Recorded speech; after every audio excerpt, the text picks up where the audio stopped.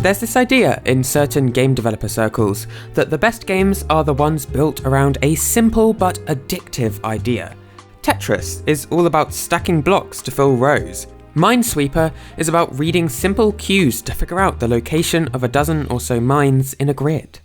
And I'm not sure if I completely agree with that. There are some great games which can't be described in a single sentence, but make complete sense when you sit down and play them. Ace Attorney, Danganronpa, 999. But I agree to an extent. There's a certain beauty to a game built around a single, addictive gameplay loop. And in Japan in the 90s, there was one company who specialised in developing games just like this. Games that were at their core simple, but which you couldn't put down somehow. The name of this company was Mitchell Corp, and you probably won't recognise it. They were always pretty niche and fairly small. They had somewhere in the region of 50 employees at their height, but they shut down in 2012 after running out of money. The president was this guy here, Roy Ozaki, and he never wanted to be running this company at all. When his father passed away in the 80s, no one from the Ozaki family wanted to take over Mitchell Corp. But since Roy had studied at a business college only a few years prior, it was left up to him to take the reins of the company. Now, before Roy joined, Mitchell Corp was in the business of shipping goods around the world, but this didn't interest him at all. And so he shifted the direction by 180 degrees and focused on the world of gaming. But money was tight, really tight, so every decision that Roy made had to be carefully considered. He couldn't leap into developing huge, expensive games. He had to think carefully about what types of projects his company would take on. He explained in an interview, "I don't want to invest in something that I know won't make money. Puzzle games are the easiest and cheapest things. I know what I'm doing." And so Roy and his friend Koichi Nida began hiring and looking for ideas for their upcoming selection of puzzle arcade games. And throughout the late 80s to late 90s, this was business as usual for Mitchell Corp. They had to be frugal, they had no choice. When larger companies like Data East or Namco had leftover arcade machines, Roy and his company would buy them up and use them for their own games, regardless of the machine's quality. Like, for example, at one point in 2002, Namco had a surplus of arcade boards called System 246s. And according to Roy, they were given this name for a particular reason.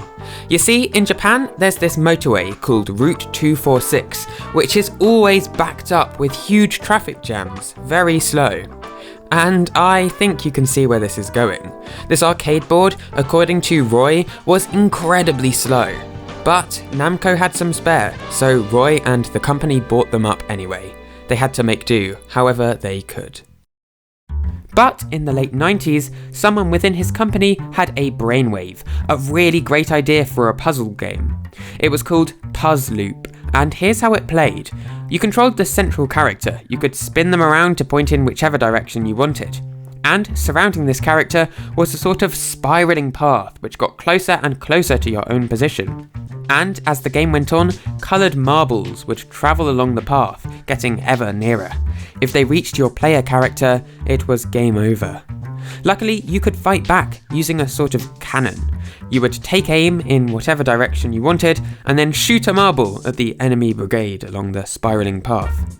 If you had 3 of the same colour touching, they would all disappear, keeping you alive just a little longer. Now, the machine for this game was built on a leftover one from Capcom, called the CPS-2. And there was a particular reason for that, actually. Roy's friend and second-in-command Koichi Nida, who I mentioned earlier, actually knew one of the higher-ups at Capcom. As Roy explained in an interview, Capcom's number 2 at that time, he's our buddy, especially Nida's buddy. So we order Capcom stuff. When they want to get rid of stuff, we hear about it. And so Roy approached Capcom like, "Hey, we've got this puzzle game we want to develop. Could you sell us 1,500 boards?" And usually, if the Capcom representative was drunk enough, they would say yes. And this saved Mitchell Corp a ton of money which they sorely needed to hang on to. And so, in December 1999, Puzz Loop was brought to Japan's arcades. And pretty immediately, it was a success. Only 1.5 years later, Mitchell Corp released a sequel, creatively titled Puzz Loop 2. And with these successes under their belt, it seemed like the Puzz Loop saga was over. Little did they know what drama was lying over the horizon.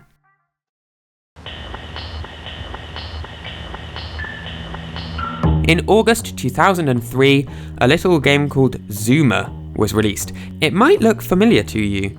You spin your main character around, take aim, and shoot coloured marbles at a line of fast approaching enemy marbles, all moving along a track towards you. Yeah, that should definitely sound familiar. Now, the company developing it was PopCap Games. If you've never heard of their name, you'll definitely have come across some of their work. Their first major release was Bejeweled in 2001, a game as ubiquitous in the early 2000s as Candy Crush was a couple of years ago. The whole draw of a game like Bejeweled or Candy Crush is its simplicity. You're just swapping gems around, there's nothing confusing, nothing difficult to understand. It was a game for everyone, and this was the secret to its success. And with that huge hit behind them, PopCap Games were looking for another, similarly simple idea to become their next huge success. And in 2003, that took the form of Zuma. Now, you can imagine how Roy Ozaki and the team at Mitchell Corp reacted. They were not happy. Pretty soon after Zuma's release in 2004, they announced they were looking at pursuing legal action, in other words, a lawsuit. However, by 2006, things hadn't progressed. Roy explained in an interview, "My lawyers in Japan are supposed to be on this. Progress is slow because if we do court battle in US, we would be at a disadvantage. You know the Americans and their mentality, we will be up against American jurors." And it turns out PopCap, the company, weren't much use either. Roy explained, "PopCap Games' lawyer replied by mail and the one from my lawyer's office. In essence, they don't give a shit.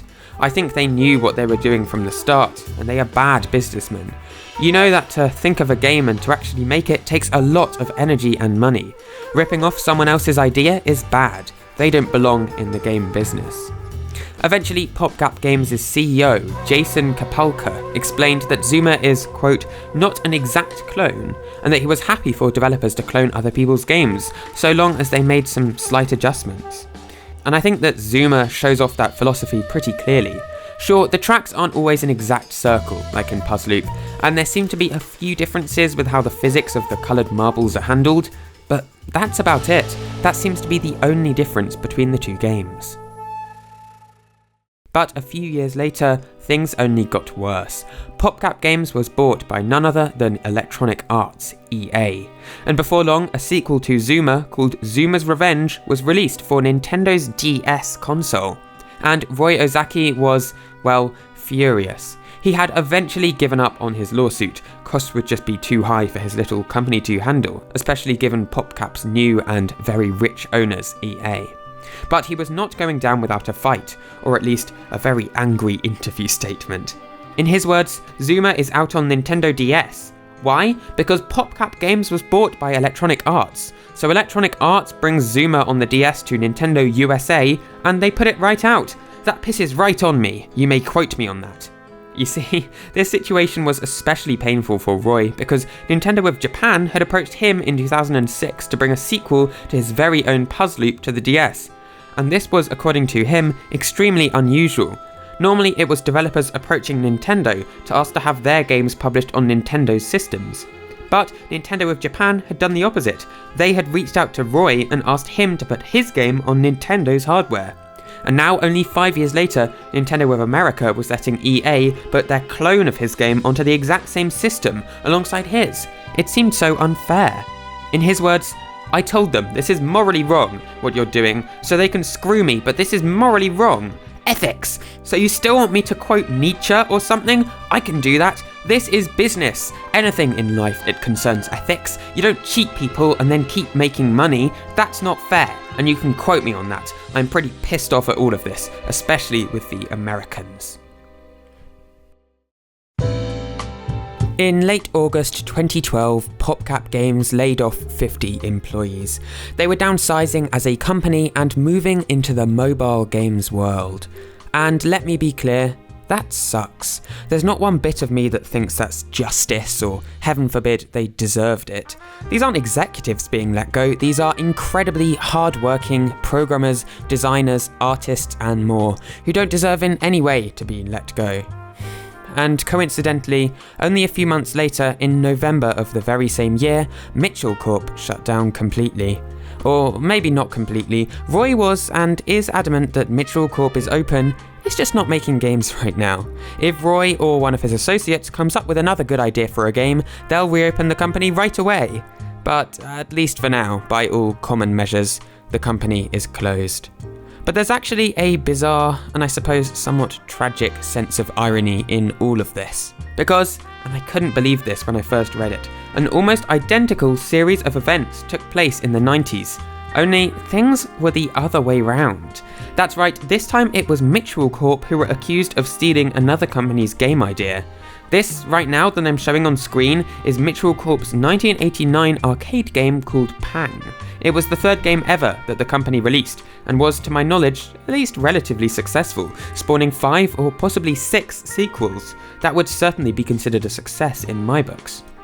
But where did the idea for this exciting puzzle game come from? Where exactly did Mitchell Corp get their inspiration? Let me introduce you to a little game called Cannonball. Released by Hudson Soft in the year 1983 for the personal computer, this game features near identical gameplay to that of Mitchell Corp's later hit Pang. Now, again, there are some slight differences here and there, but just like in the later incident, the fundamental gameplay is identical. Now, unlike PopCap, Mitchell Corp aren't claiming they knew of the original game. However, this whole Pang Cannonball topic seems to be a touchy one for Roy Ozaki. When asked in an interview, should we discuss Cannonball? He replied, why, no. He was eventually pushed a little further and explained that he had never heard about Cannonball until Pang was finished. Now, should we believe him? It's hard to say. From reading just a couple of interviews with him, Roy Ozaki seems like an unusual person to be around. He's clearly talented at what he does, that can't be denied, but at times he comes across as jaded, or even perhaps a little bitter. Of course, I don't know him. The only glimpses I have into his personality are brief snippets, short interview replies, this and that. But if one thing is true, Roy Ozaki, just like the company he ran for over 3 decades, is an enigma, and one I don't think we'll ever fully understand. Hey there, thanks for watching to the end. I hope you found this video interesting. This was a bit of a departure from what I usually make on this channel, so I hope you enjoyed it anyway. Be sure to follow me on Twitter at ThomasGdocs to keep up with me and updates on videos and so on, and subscribe to this channel if you want to see more of my videos. And I shall see you next week. Bye!